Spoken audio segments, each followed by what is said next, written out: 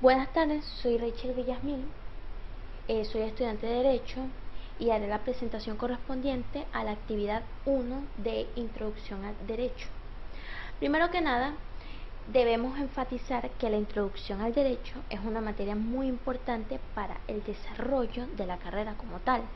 La importancia de la asignatura es precisamente esa, que nos introduce al mismo, nos permite la obtención de conocimientos respecto al orden, la estructura, las constituciones,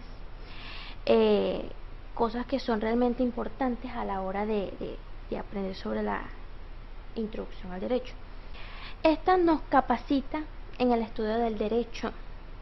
Por supuesto que exige tener una gran capacidad de interpretación, pues debemos estar en constante formación de análisis y de situaciones complicadas. Su relación con otras disciplinas que estudian el comportamiento humano vendrían a ser la filosofía, la religión, la economía, las ciencias políticas, la historia, el Estado y la medicina. Las necesidades del hombre de vivir en sociedad y estar regulado bajo normas. La relación hombre y derecho es tan antiguo como la propia existencia humana. Muestra de ello fue la aparición en 1728 a.C. del Código de Hammurabi y en el siglo V a.C. de las leyes de Godina, al sur de Creta, en la antigua Grecia. Así de antiguo e incluso más es el derecho y su relación con el hombre en el marco de una sociedad. El ser humano es un ser cuya naturaleza lo obliga a asociarse con otros, encontrando en dicha asociación el cumplimiento de sus exigencias ontológicas, la cual quiere decir que el ser humano siempre es sociable. Desde el comienzo de los tiempos ha sido un ser sociable y no puede vivir sin dicho acto, las cuales se encuentran reguladas bajo normas que de incumplirlas se cumplen condenas. Es en esta donde el derecho tiene cabida en sus vidas, siempre en el contexto determinado, por un tiempo y un lugar específico. Justo en esta vida en sociedad es donde la relación hombre y derecho se desarrolla muchas veces de un modo inconsciente, como si se tratara de algo natural. Al vivir en sociedad resulta evidente la importancia del derecho en la vida humana, siendo prácticamente imposible abstraerse de los efectos que en ella produce, se quiera o no, se haga consciente o no, incluso se conozca su causa o no. Etimologías y acepciones de la palabra derecho.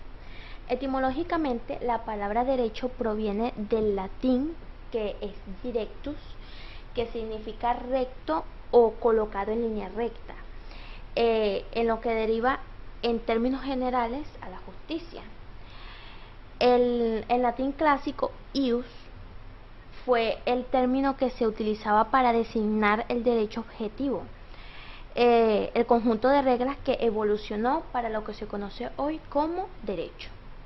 ¿Cuáles son las clasificaciones del derecho? En una primera clasificación, el derecho se divide en derecho objetivo y derecho subjetivo.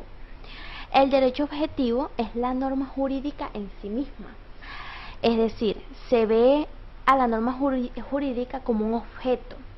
Todas las normas jurídicas que encontramos dentro de las leyes, reglamentos, los ordenamientos jurídicos como tales serían el derecho objetivo, las normas jurídicas vistas como un objeto. En contraparte tenemos el derecho subjetivo. Este se definiría como la facultad o el permiso derivado de las normas jurídicas y que cada uno de nosotros tenemos en lo particular. Un ejemplo de derecho subjetivo sería mi derecho a transitar libremente por las calles. Son permisos que de una forma están redactadas en una norma jurídica o en un ordenamiento, pero que la facultad que yo tengo en particular es lo que me clasifica o define como derecho subjetivo. Otra clasificación del derecho es la de derecho real y la de derecho personal.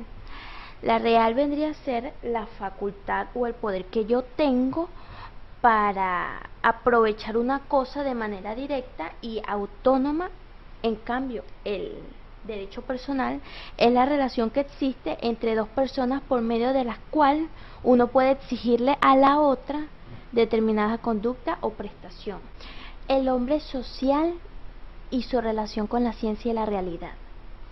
El filósofo y padre de la cultura occidental, Aristóteles, bautizó al ser humano como un ser social. Aunque Aristóteles creó el concepto, es fácil comprobar observando la evolución de la especie humana a través de la historia.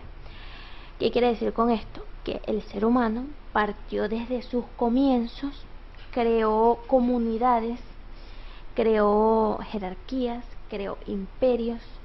Esto no lo consiguió de la noche a la mañana, sino que tuvo que tener aspectos sociales, tuvo que tener normas, tuvo que regirse por derechos y obligaciones. Relación con la ciencia y la realidad. ¿Cómo se relacionan?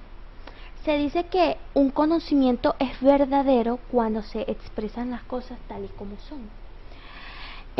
La realidad. Por tanto, la realidad no puede ser objeto de manipulación y no depende de los gustos e intereses. Las cosas son como son y ya. Diferencias entre el acto del hombre y acto humano con relación al sujeto. Se denominan actos del hombre a aquellos actos que carecen de voluntad, de conciencia o de libertad, y son realizados por el hombre desde su misma naturaleza humana. Los actos del hombre son actos fisiológicos propios del hombre, es decir, como especie del reino animal, por ello carecen de moral y no pueden juzgarse desde el punto de vista moral, como positivo o negativo, ya que no obedecen a un criterio o valor, sino a una conducta propia de su especie. Por lo que se clasifican como amorales. En cambio, los actos humanos son aquellos que se hacen en situación de libertad, voluntariamente, con razón y conciencia. El orden religioso es una sociedad en la que los miembros, según el derecho propio, emiten votos públicos, solemnes o temporales. Orden jurídico es un conjunto de valoraciones de carácter político, social, económico o moral. ¿Cuáles son las diferencias del orden religioso y el orden jurídico? Bueno, que las normas jurídicas tienen finalidad de establecer una convivencia social más justa y respetuosa entre todos los ciudadanos. Las religiosas, por otra parte, establecen las conductas que según cada religión conlleva a enaltecer la espiritualidad humana. Teoría de la moral con respecto al derecho. La teoría de la moral es uno de los pilares del iusnaturalismo, junto con la teoría del derecho y las relaciones entre la moral y el derecho. En definitiva, la teoría de la moral es un pilar importante en las teorías iusnaturalistas, vigentes desde el siglo V a.C., época en que se comenzó a estudiar el positivismo jurídico, vigente hoy en día con mayor predominancia que las teorías iusnaturalistas. El convencionalismo. Su ubicación dentro de la moral, el derecho y la religión. En la moral, el convencionalismo dentro del punto de vista moral da pie al relativismo y se opone al universalismo. En el derecho, en el ámbito legal, el convencionalismo se ha desarrollado a partir de las ideas del inglés Herbert Hart. En la religión, es el sentimiento o expresión de la persona de amor, miedo válido, como el de ser condenado, hacia un poder sobrehumano y todopoderoso, ya sea por la manifestación de creencias por la realización de ritos, ceremonias o por la conducta de la vida propia.